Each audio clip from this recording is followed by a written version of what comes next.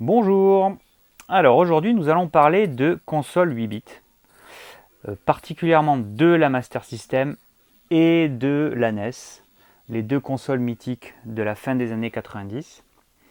On va commencer directement par la Master System. Il se trouve que je l'ai eu à Noël en feuilletant ce magazine. En 1988, quand on voulait commander des choses, en tout cas ma génération, on n'avait pas internet bien évidemment, donc on utilisait les magazines qui proposaient tout un tas d'objets. Alors moi c'était ma grand-mère qui utilisait ce magazine essentiellement pour acheter des vêtements. À ce Noël-là, je ne savais pas trop quoi choisir pour Noël. J'avais déjà eu des voitures radiocommandées, j'avais eu tout un tas de jouets, des jeux de société, tout ça. Et je tombe sur cette page qui est pour moi un souvenir particulièrement iconique puisque on retrouve donc face à face la NES de Nintendo et la Master System de Sega. Donc les deux consoles concurrentes, à peu près la même puissance, à peu près le même type de jeu. Donc moi je suis là en train d'hésiter. Alors celle-là elle a l'air cool, alors il y a un gun là, il a l'air trop bien. Le design de la console avait l'air sympa, puis il y a surtout ce robot là. On ne sait pas à quoi il sert mais il donnait vraiment envie. Et de l'autre côté, je regarde Sega, mais Sega, ça me dit quelque chose, Sega. Et là, je repense à ça. Je repense à cette pub. Tu sais, il nous faudrait une Sega. C'est une console de jeux vidéo. Branche-moi sur une Sega. C'est garanti pour s'éclater. Il y a plein de jeux de dingue qui vont avec. Hot Run, Double Dragon, Shinobi, Ghostbusters. Et les graphismes sont tellement trop. Et tu peux rajouter des tas de trucs comme les lunettes 3D, ça te donne un look d'enfer. Alors sois sympa, branche-moi sur une Sega. Allez, envoyez la photo du produit. Hey, branche-moi sur une Sega. Là, ça, c'est un poster qui m'a été offert par le patron de Pixisoft, là où après j'ai acheté tous mes jeux vidéo. Donc je vois ça.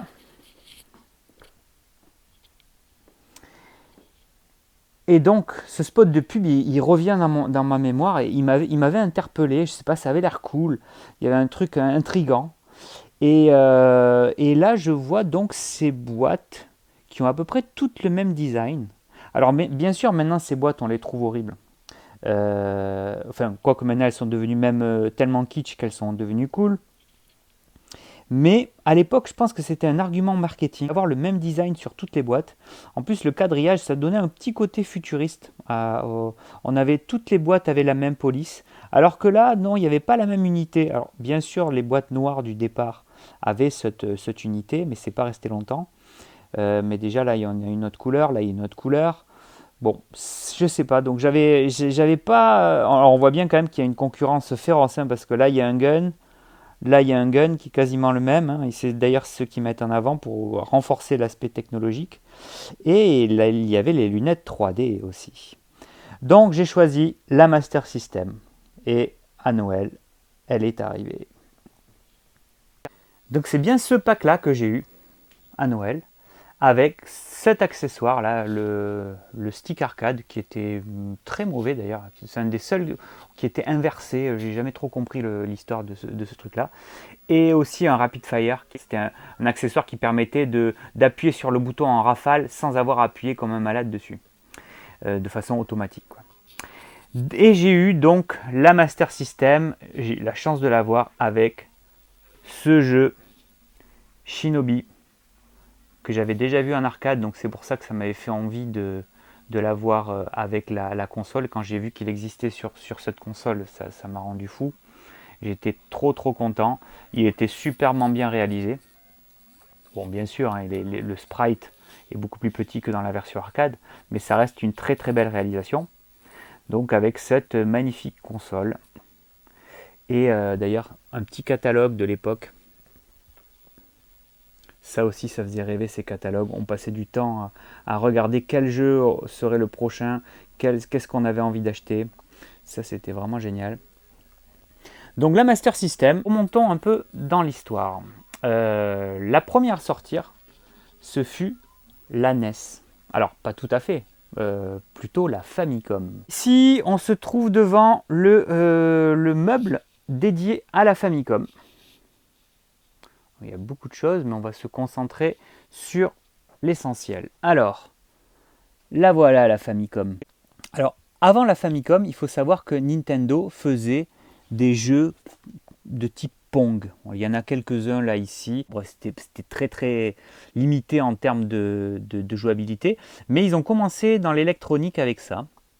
Et après, vu le succès de ces jeux, ils se sont dit pourquoi pas faire une console de salon avec des jeux interchangeables, ce qui était quand même très novateur aussi à l'époque. Et donc là, on est en 1983. C'est quand même assez fou. Le Nintendo donc a conçu la NES. La Family Computer, c'est l'équivalent de la NES en Europe. Sauf que la NES, elle est sortie en 85, je crois, aux États-Unis et 86 ou 87 en Europe. Donc c'est-à-dire 2 ou 3 ans après la version japonaise. Donc pendant tout ce temps-là, au Japon, pendant 2-3 ans, le reste du monde n'avait pratiquement aucune idée que Nintendo était devenu un fabricant de jeux vidéo. Surtout qu'en plus, il commençait à y avoir les débuts de la crise du jeu vidéo. Atari était pas loin de tomber. Donc vraiment, il y avait toute une industrie qui était en train de se reconstruire. Et Nintendo, eux, ils n'ont pas du tout fait attention à ce qui se passait dans le reste du monde. Ils ont sorti leur console avec leurs jeux. Bon, on connaît le succès maintenant. Un des premiers jeux à sortir, bien sûr, ça a été les Mario. Mais il y a eu aussi, évidemment, Zelda. Alors, avant de parler des jeux, donc là, d'ailleurs, on peut voir qu'au Japon, le tapis, je crois qu'il est sorti aussi en Europe. Donc là, il y a le full set des jeux avec le tapis. Ça devait être bien fun à l'époque. Donc pour revenir sur la Famicom, donc sortie en 1983, elle est là, pardon. Cette console, elle a comme caractéristique d'être vendue avec 2 manettes directement dans la boîte, ce qui est quand même assez hallucinant pour l'époque. Ils avaient déjà une expérience du jeu multijoueur avec ces espèces de Pong, donc on pouvait jouer à 2, on le voit là, il y a deux espèces de sticks sur la console, donc on pouvait déjà y jouer à 2, et ça faisait partie de l'argument commercial de la Famicom, c'est-à-dire Family Computer, donc des jeux qu'on peut jouer en famille à 2, ce qui est totalement faux d'ailleurs, parce qu'il y a très très peu de jeux qui sont vraiment des jeux multijoueurs à 2.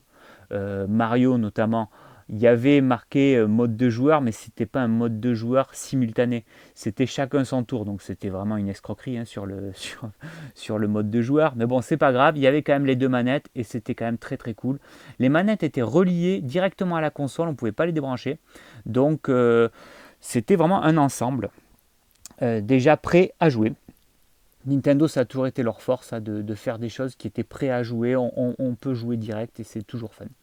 Au Japon, ils ont sorti un accessoire qui était totalement futuriste que j'ai découvert mais des années après, c'est le Disk System. Donc un accessoire qui se mettait sous la console et qui permettait d'avoir des jeux sur format disquette. Donc on en voit un ici. Voilà, il y a ici, il y a l'autre partie de la collection de jeux Disk System. Bon, celui-ci, à part la jaquette qui est sympa, celui qui va nous intéresser, évidemment, enfin plutôt ceux qui vont nous intéresser, ce sont les Zelda. Les Zelda, les voilà, donc le premier et le deuxième, c'est marqué dessus. Donc ça, c'était quand même assez dingue comme format pour l'époque, je crois que ça date de 1986. Et le premier Zelda n'est pas sorti en cartouche, il est sorti en format disque. C'est ce que je ne savais pas du tout à l'époque. Je l'ai appris en allant au Japon parce qu'un jour je vais dans une boutique, donc la première fois où je vais au Japon, et je tombe sur cette boîte. Donc Famicom, je commence à collectionner un peu les jeux Famicom, et je tombe là-dessus, et je vois Zelda, et puis il y a un chiffre 1, ce qui est complètement aberrant, puisque normalement on ne met jamais 1 quand un jeu vient de sortir. Donc je me dis mais qu'est-ce que c'est une réédition? Et alors en fait pas du tout, ce n'est pas une réédition, c'est le jeu tel qu'il est sorti au format cartouche, puisque le premier était sorti originellement en format disque, pardon. Et comme tout le monde n'avait pas les moyens d'acheter ce format-là, Nintendo l'a sorti aussi pour les gens qui n'avaient que la Famicom sans le Disk System. Voilà. Donc c'est pour ça qu'on se retrouve avec deux versions de ce jeu différentes. Et on peut profiter du magnifique artwork. Au passage, celui-là aussi, cet artwork est légendaire là, avec Link de dos face à la montagne. Donc ça, deux jeux mythiques. Donc c'est vrai que la Famicom, elle avait une sacrée avance au Japon par rapport à ses concurrents. Avec déjà des jeux qui avaient fait leurs preuves, elle s'est super bien vendue. Et donc Sega, qui lui faisait des jeux d'arcade, s'est dit, bah ouais, moi je veux aussi profiter de ce nouveau marché qui est en train d'émerger des consoles de salon. Et donc ils ont sorti cette console. Ça c'est la toute première console Sega, la SG-1000. Donc on peut aussi qualifier de marque 1. Alors on voit qu'elle est vendue qu'avec une seule manette, alors que la Famicom en avait deux. C'est une console qui est l'équivalent d'une... Alors c'est pas l'équivalent au niveau puissance d'une Master System. Là on est encore avant, on est quasiment au même moment que la Famicom au Japon, donc environ, je dirais 1984. Et donc Sega sur cette console qui est l'équivalent d'une ColecoVision. Donc on le voit là, les jeux sont très très basiques. Alors ce sont ces jeux-là, les boîtes noires. Ça, c'est vraiment les tout premiers jeux Sega pour console de salon. Donc, un succès très très limité parce que on le voit, il n'y a aucun gros jeu, on ne connaît pas les titres. Ce sont des jeux assez basiques. Donc, pas de grand succès avec cette console. Et en suivant, ils sortent donc la marque 2 qui est appelée SG-1002. Voilà, donc qui est une évolution de la SG-1000 avec un nouveau design, deux manettes et la possibilité de connecter tout un tas d'accessoires sur cette console. Donc des accessoires comme le clavier, donc la Famicom aussi, on pouvait connecter un clavier, un data recorder donc pour faire des sauvegardes, un truc absolument incroyable, une imprimante Sega. Alors, je la trouve trop stylée, elle est vraiment magnifique, c'est assez rare ça maintenant. Donc toujours pas de succès puisque la console, là on le voit sur la boîte, hein, il n'y a toujours aucun grand jeu d'arcade connu de Sega. Enfin, il y en a peut-être qu'à l'époque ils étaient un petit peu connus, mais on est très très loin du Mario, du Donkey Kong. Donc un succès très très limité. Et Sega surenchérissent encore au niveau technologie. Et là ils sortent la Mark III. Donc là on retrouve la dénomination Mark III. Sur le 1, on ne l'avait pas, c'était le nom de code de la console Mark 1, mais on ne le voit pas marqué sur la boîte. Mark 2, on ne le voit pas marqué sur la boîte non plus. Par contre, là, c'est officiellement le nom de cette console, la Sega Mark III, qui, à l'intérieur, a déjà la technologie de la Master System. Là, on change de niveau puisqu'on est sur des jeux qui sont beaucoup plus beaux graphiquement puisque la console est capable d'afficher plus de couleurs, des graphismes de meilleure qualité. Et donc, on rentre sur cette gamme de jeux. Et donc, cette gamme de jeux, c'est l'équivalent de ce qu'on a eu en Master System, mais en version japonaise. Alors, les boîtes sont absolument magnifiques. Moi, je trouve ça trop beau. D'ailleurs, là, il y a une manette aussi, une manette supplémentaire. La boîte, elle est magnifique. Ça, c'est même pas pour la Mark III, ça. Ça, c'est pour les premières consoles de Sega. Mais bon, la boîte est quand même magnifique. Donc, les jeux, les voilà. Des boîtes plus belles les unes que les autres. Bon, évidemment, il y en a qui sont particulièrement importantes pour moi, notamment celle-ci. Mais ça, j'en parlerai en version française, puisque quand ce jeu, la Phantasy Star, est sorti au Japon, j'avais aucune idée de ce qui se passait au Japon en 1985, et encore moins que Sega faisait des jeux de rôle pour console à ce moment-là. Mais cette boîte, elle est quand même divine. En plus, elle a un format qui est un peu plus gros. Voilà, donc ça c'était pour la Master System japonaise, donc la Mark III. On va maintenant, donc la Mark III sort au Japon. Et là, c'est le moment où Sega et aussi Nintendo se disent, bon, il va falloir qu'on sorte du marché japonais et qu'on aille essayer d'attaquer le marché américain en priorité et le marché européen en deuxième temps. Je vais parler un petit peu aussi des accessoires de la Mark III avant de passer à la version européenne qui est la Master System. Donc la Mark III au Japon, elle a eu tout un tas d'accessoires, notamment celui-ci, le Telecon Pack. Alors, pour comprendre à quoi ça sert, il faut d'abord comprendre qu'au Japon, il n'y avait pas de câble RGB Péritel. Ça n'existait pas. Ils n'avaient pas la technologie Péritel. Alors, je ne sais pas si ça n'existait pas, mais il y avait très peu de gens qui avaient cette technologie chez eux. Donc, toutes les consoles de cette époque, et la Famicom aussi, passent par le câble antenne. Ce qui propose une image pourrie, mais bon, c'était ça ou rien. Et donc ça, c'est un accessoire qui permettait de brancher donc toujours au câble antenne, mais sans fil. Une console qui n'avait pas de câble entre la console et la télé, ce qui était quand même assez hallucinant. Et il y avait aussi, pour cette console, le FM Sound Unit. Alors ça, moi, j'aurais eu ça en 1987, je serais devenu totalement dingue. Je ne savais pas du tout que ça existait. Ce qu'il faut savoir, c'est que les jeux pour cette console proposaient... Alors attendez, je cherche une boîte où c'est marqué dessus. Ben voilà, par exemple, Zillion. Oh non, Shinobi, voilà. Shinobi, c'est un très bon exemple. Donc voilà, déjà la pochette, la jaquette de Shinobi, elle est absolument magnifique. Et on voit ici le petit icône FM, qu'on retrouve aussi donc sur Zillion, mais qu'on ne retrouve pas par exemple sur celui-ci, où là on le retrouve. Il y avait deux sons différents. Il y avait le son de base pour ceux qui n'avaient pas le FM Sound, c'est-à-dire un son mono un peu dégueulasse, hein, mais déjà mieux que ce qu'on pouvait avoir sur NES, enfin sur la Famicom. Mais pour ceux qui ajoutaient cet accessoire, on pouvait avoir un son FM. Et la différence est vraiment incroyable entre les deux. Le FM, ça donne une couleur très très chaleureuse au son qui est vraiment hallucinant.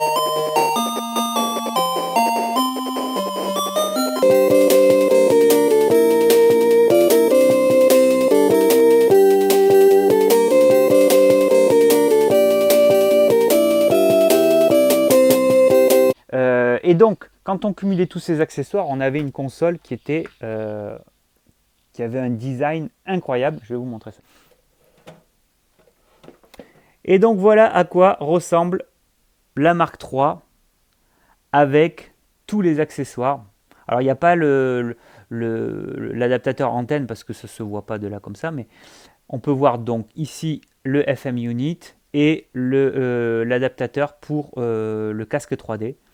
Donc ça donne un côté totalement futuriste, vraiment trop beau avec tous les accessoires. Voilà. Et Nintendo, de l'autre côté, qu'est-ce qu'ils avaient eux? Eux aussi quand même, hein, pas mal d'accessoires. Hein. Le clavier aussi pour... alors je ne sais pas du tout comment ça marchait. Ils ont eu Rob le robot aussi. C'est un accessoire qui a été conçu uniquement pour le marché américain, mais on va y revenir après. Mais en tout cas, il est quand même sorti au Japon. Et il est devenu bien rare d'ailleurs, parce que personne ne l'avait acheté à l'époque, ou quasiment. Qu'est-ce qu'ils ont eu aussi? Le disc system, on l'a vu. Un accessoire pour des jeux en ligne, enfin par la ligne téléphonique. Le karaoké, évidemment, qui était une activité culte au Japon, qui l'est toujours d'ailleurs.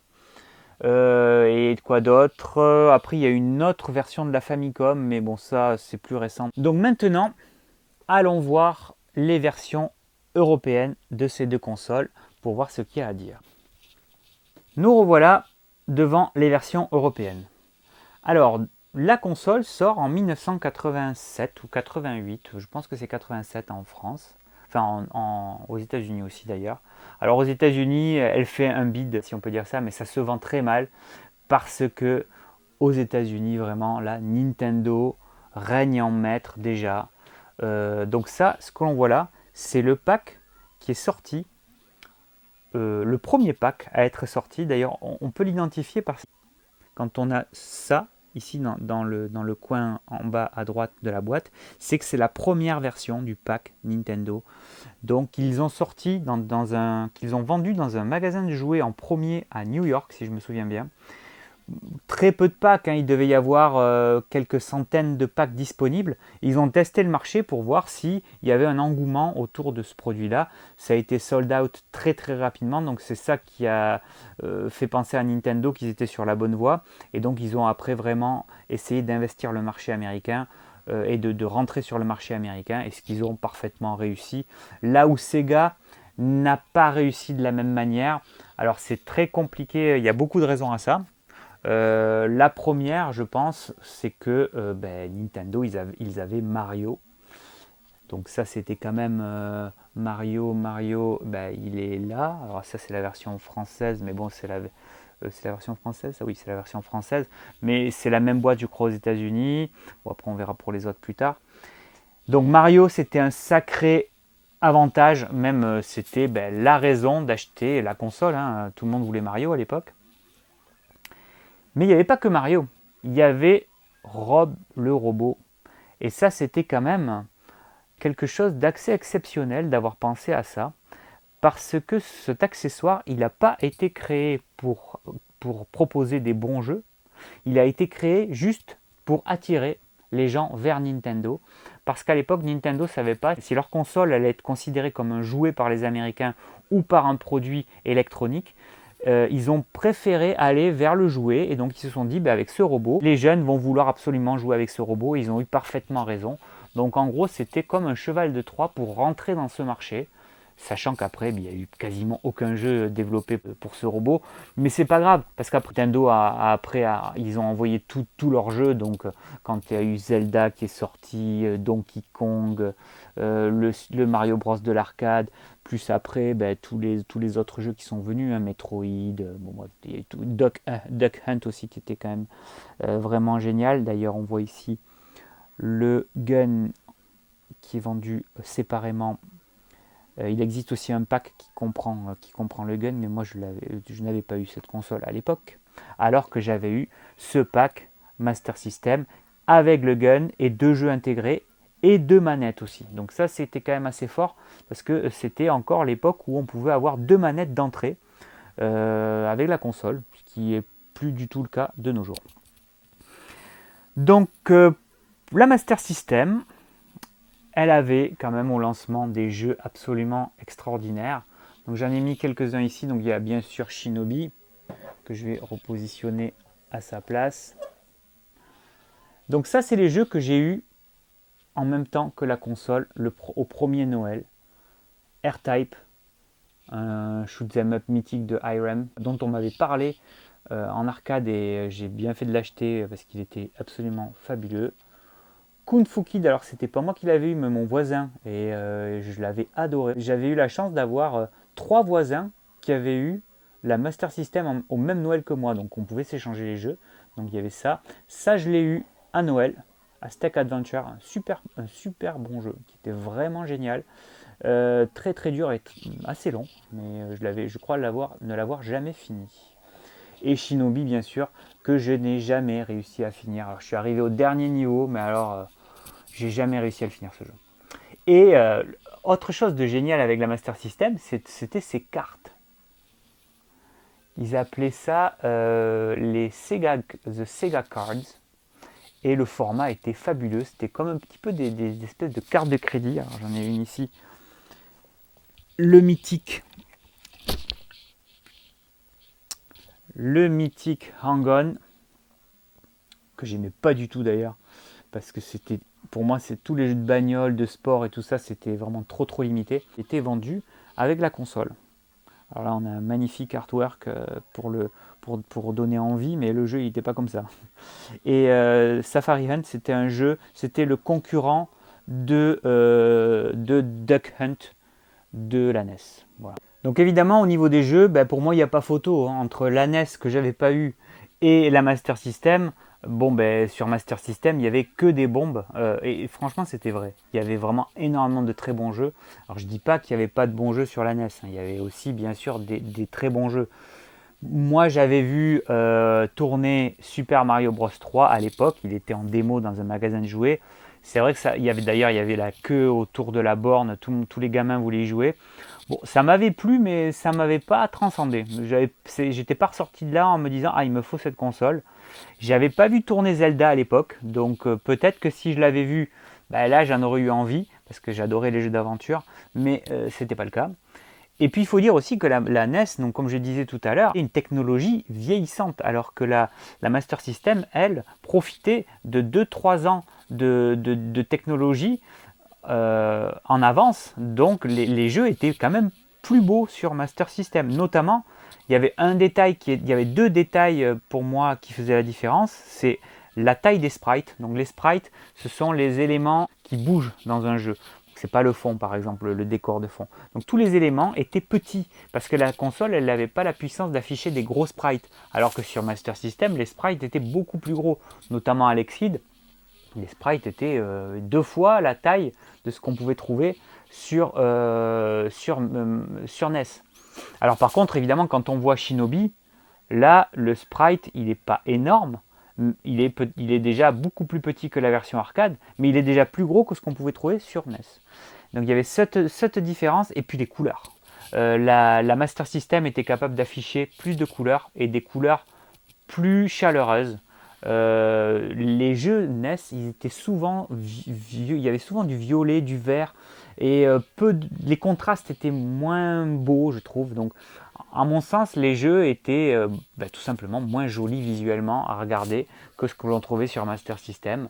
Et notamment, si on prend bien sûr ce jeu, hein, qui est quand même, il ne faut pas oublier ce jeu, j'en ai déjà parlé plein de fois, mais ça, Phantasy Star. Alors je l'ai mis dans la vitrine, puisque là il y a vraiment les meilleurs jeux à la fois de la Master System et à la fois de la NES quand même. J'ai été objectif dans la vitrine, donc j'ai quand même mis en avant la NES. Par contre les jeux ici, là, ils sont absolument dingues ces jeux. Alors là j'ai mis Alf, il est nul, mais par contre il est rare, donc c'est pour ça qu'il est là. Phantasy Star, c'est le plus beau jeu 8 bits, tout confondu, on n'a jamais fait mieux que ce jeu. Techniquement c'était parfait, les couleurs c'était très beau, les sprites, il y avait des cutscenes, il y avait des cinématiques et quelques pixel art magnifiques, puis surtout les donjons en 3D, c'était je n'avais jamais vu cet effet, et les musiques aussi étaient magnifiques.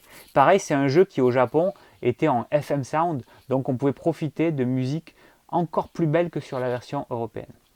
Spellcaster, un jeu. Alors celui-là, il était vraiment extraordinaire, ce jeu. C'était un mélange entre point and click et jeu d'action, ce qui était que j'ai rarement vu ailleurs.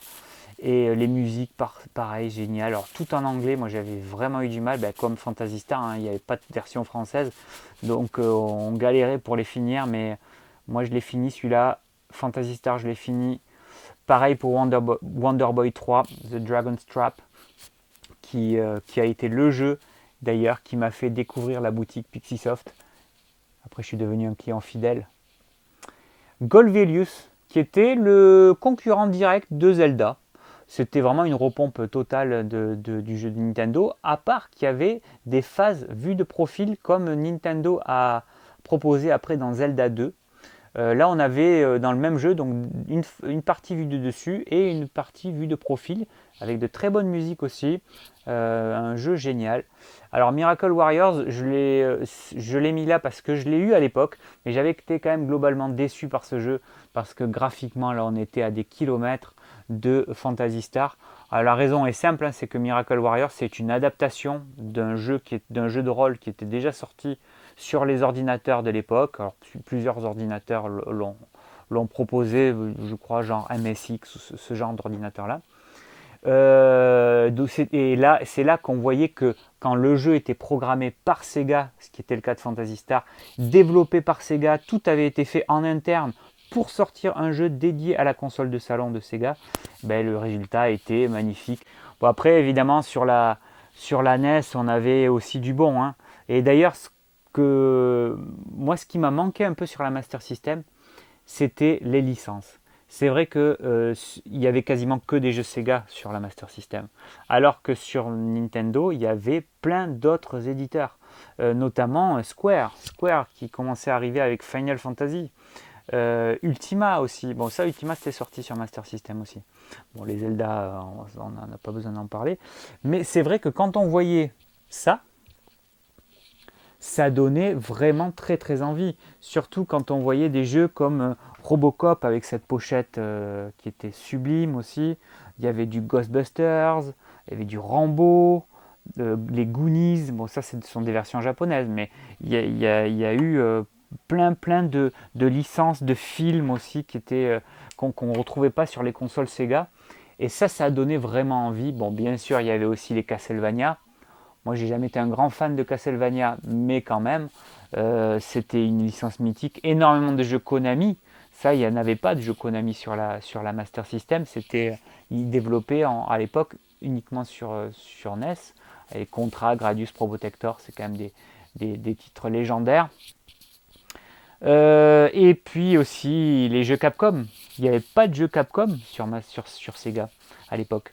Il y avait par contre il n'y avait pas de jeux Capcom. Non, c'était des adaptations parce que il y a eu Ghouls and Ghosts sur Master System, mais ça avait été adapté par Sega. C'était pas sous licence Capcom. Alors que là, on voit bien que tous les jeux là sont des jeux Capcom. D'ailleurs, ils ont le même type de boîte. Ça, c'était super beau d'avoir fait ça avec cette espèce de liseré bleu tout autour là que j'adorais. Maintenant, parlons un petit peu de l'aspect collection. Moi, j'ai collectionné très très vite la Master System puisque c'était ma console. Alors, je revendais des jeux pour en acheter d'autres. Tous les gamins faisaient ça à l'époque parce qu'on n'avait pas assez d'argent pour acheter un jeu par mois neuf comme ça. Et puis les parents, ils auraient dit non, je pense. Donc, on revendait nos jeux pour en acheter d'autres. Donc, il y a eu un moment où j'avais pas beaucoup de jeux. Mais petit à petit, j'ai commencé à les garder. Et j'ai commencé à collectionner comme ça avec cette console.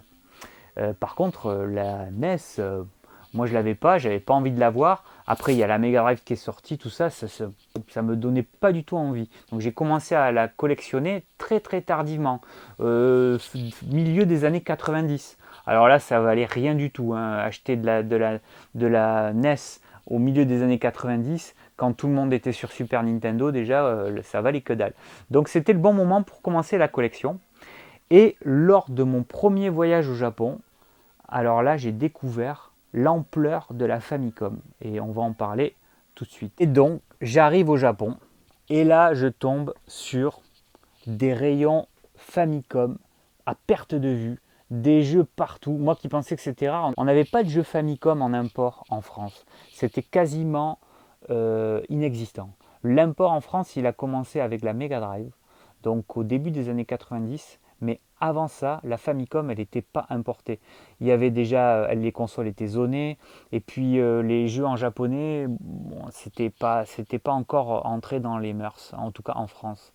Il y avait peut-être quelques magasins parisiens qui en avaient fait un petit peu, mais c'était vraiment c'était vraiment la portion congrue. Par contre, au Japon, mais c'était la folie. Il y avait tout, et pour pas cher en plus. Moi, quand je suis arrivé au Japon la première fois, j'ai été surpris du choix de jeux Famicom. C'était dingue. Alors, j'ai commencé ma collection, moi, avec un jeu. J'étais allé au Japon, j'avais envie d'avoir Zelda en version japonaise, donc je l'ai trouvé de tout de suite, hein. Je crois que c'était ridicule le prix. C'était 5 euros, quoi, je crois, en neuf, hein, en plus. Là, celui-là, il est neuf, hein. Il y avait des piles de ce jeu encore, même en déstockage. Donc j'ai commencé avec ça, puis après j'ai découvert tout ce qui existait. C'est-à-dire, ne serait-ce que c'est ce format de jeu-là qui est absolument magnifique. Namco. Alors plutôt Namcot. Pour ceux qui ne savent pas, Namco, c'était un des principaux éditeurs de jeux d'arcade à l'époque avec Sega. Ça a toujours été le grand concurrent de Sega d'ailleurs. Et donc, ils se sont lancés sur la Famicom. Ce fut d'ailleurs un des éditeurs les plus prolifiques de la Famicom au début. Ils avaient un accord privilégié. Je crois que Nintendo demandait des royalties moindres à Namco pour développer leurs jeux sur Famicom au départ, parce qu'après Nintendo a renégocié ça, ce qui a mis en rage Namco. Ils ont arrêté de développer leurs jeux en exclusivité sur la Famicom suite à une brouille avec Nintendo. Donc on peut voir sur les boîtes que les jeux ont le logo Namcot avec un T. Ça signifie que quand il y a Namco sans le T, ce sont les jeux, la division arcade, et quand il y a un T, ce sont les jeux destinés au marché des consoles, tout simplement. Donc là, tous ces jeux-là, ici, ces jeux qu'on peut voir là, donc là, il y a le full set des jeux Namco. Donc ce qui était cool, c'est qu'ils étaient numérotés. Ça, je trouve ça assez génial. Et donc le numéro 1, c'était Galaxian, alors qui n'est pas très connu chez nous, mais qui a été un grand succès en arcade. Et bien sûr, le numéro 2, Pac-Man. Alors ça, c'était le grand succès de l'époque avec Donkey Kong en arcade. Un des plus grands succès de Namco qu'ils ont le plus exporté. Ils ont vendu un nombre de bornes incroyable de ce jeu. Ils ont fait des variations après avec Miss Pac-Man. Xevious aussi, qui est un shoot mythique de Namco. Mappy. Alors ça, c'était très connu au Japon, ça, Mappy. Nous, on a moins connu ici. Tower of Druaga aussi, pareil. Ça, c'est un jeu culte au Japon. D'ailleurs, ils ont sorti des figurines absolument magnifiques où on retrouve Namco, les pochettes de jeux Namco, mais en 3D. Par exemple, celle-ci, là, ici, que l'on voit là. Et voilà la pochette du jeu. Ça, c'est quand même absolument génial. On va regarder aussi la même chose avec Mappy, qui est juste là. Mappy, pareil. Ça reprend exactement le visuel de la boîte. Et Pac-Man, ah non, c'est Pac-Land. Alors Pac-Land, il est là. Pac-Land, hop. Voilà la boîte. Voilà la figurine. Donc c'est vraiment, je trouve ça génial comme concept. Et il y en a d'autres ici. Hein. Il y a le jeu de baseball, Valkyrie, Dig Out, Xevious. Voilà. Donc ça, c'était pour les jeux Namco.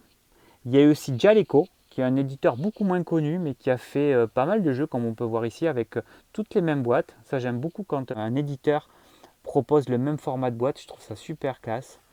Donc pareil, là, c'est des... Alors les boîtes aussi sont magnifiques, un format carré comme ça. Trop beau. Les boîtes, là, je peux me prendre n'importe laquelle. Elles sont toutes magnifiques, hein, les boîtes. C'est sublime. Ça, c'est quoi ? Bon, ça c'est un peu moins beau, mais ça reste quand même cool. C'est très cartoon comme style, mais c'est classe. Et après, donc on a eu la première gamme de jeux Namco ici. Et il y a eu aussi, après, ils ont changé de format de boîte, parce que les boîtes carton, ça s'abîmait très facilement. Ils sont passés aux boîtes plastiques. Et là, pareil, encore une fois, on peut voir tous les jeux ont la même tranche. C'est trop beau quand on les voit avec à chaque fois un petit icône là pour qu'on comprenne de quel jeu il s'agit facilement au premier coup d'œil. Quand on voit toutes ces boîtes, alors il y en a particulièrement belles, hein, comme celle-ci là de Splatterhouse, le premier Splatterhouse. Ils ont fait aussi, alors qu'est-ce qui est génial là, ça c'est excellent aussi. Le design des boîtes est fabuleux. Les tranches, les boîtes, brillant comme ça en plus, c'est trop beau. Je crois qu'il y a un jeu qui est aussi... Ah oui, voilà, ça. Star Wars. Ça, c'est pas beau, ça. Dans ce format. Donc voilà pour les jeux Namco. Ils ont fait aussi des versions collector, comme on peut le voir. Là, celui-là, il est vendu avec une carte qui est sublime. La voici, celle qui est au milieu. Ça, c'était la carte qui était vendue avec le jeu qu'on vient de voir là, Juve Quest, je crois. Elle est sublime. Alors bon, là, on ne peut pas trop la voir en détail, hein, mais c'était quand même incroyable. Énormément d'éditeurs qui ont développé sur la Famicom. Hein, on n'a pas idée en Europe tellement il y en a eu. Il y en a un qui, moi, que j'adorais parce que j'avais eu R-Type avec la console, c'était Irem qui a fait aussi pas mal de jeux. Là aussi, les boîtes sont sublimes. Voilà une par exemple. C'est quand même superbe. D'autres avec un design un peu plus cartoon, si j'arrive à le sortir. Voilà. Ça c'est trop mignon, hein, le design des boîtes est superbe avec les cartes à l'arrière. Ça c'était génial. Bon voilà, Taito aussi qui a sorti pas mal de jeux sur cette console. Avec le même principe que pour Namco. Donc on voit que les premiers jeux, là j'ai pas le full set encore de jeux Taito, qui est beaucoup plus difficile à faire que le full set Namco, parce qu'il y a des jeux qui sont très rares dessus. Mais donc on peut voir que les premières boîtes étaient en carton, et après ils ont enchaîné avec des boîtes en plastique. Et tiens, il y a un petit Akira là qui traîne. Voilà, des trucs, des licences encore de films qu'on ne pouvait pas retrouver sur Master System, dont Robocop 2 d'ailleurs. Donc voilà, énormément de bons jeux sur cette console dont je n'avais absolument pas connaissance quand elle est sortie. Au Japon, on peut voir, il y en a eu. Là, j'ai quasiment tous les jeux, je crois même qu'il y a tous les jeux Master System. On peut voir qu'il y en a, enfin Master System japonais. On peut voir qu'il y en a beaucoup moins. Le succès de la Famicom a fait que tous les éditeurs ont développé sur la Famicom et pas sur la console de Sega.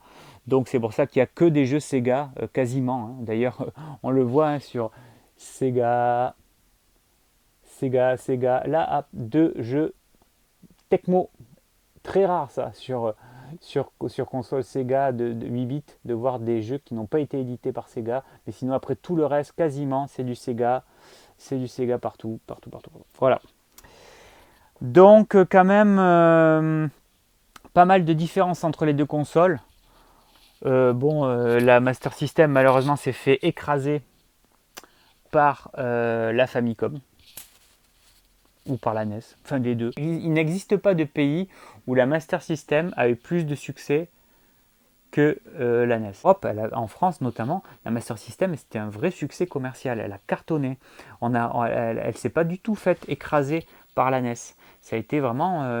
Je pense que la NES c'est quand même bien mieux vendu en Europe, mais la Master System a eu un bon succès commercial. Hein.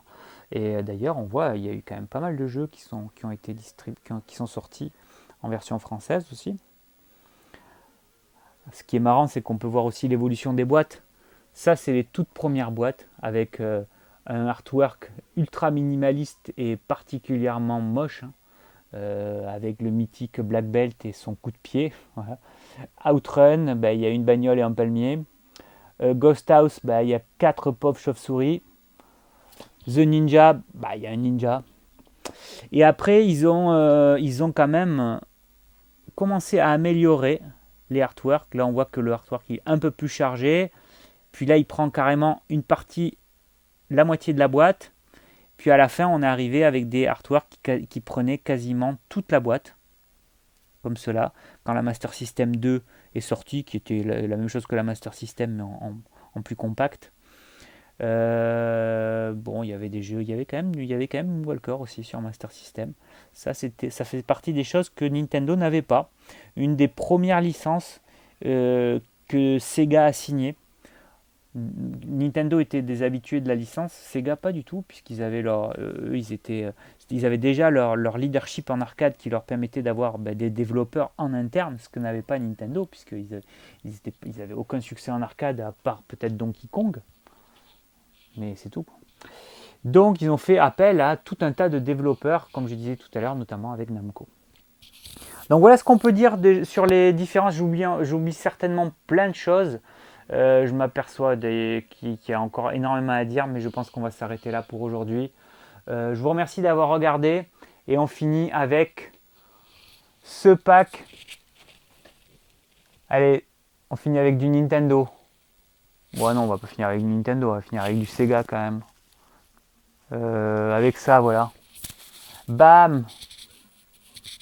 Un jeu de plateau Alex Kidd. Voilà qui dit mieux. Allez, à bientôt.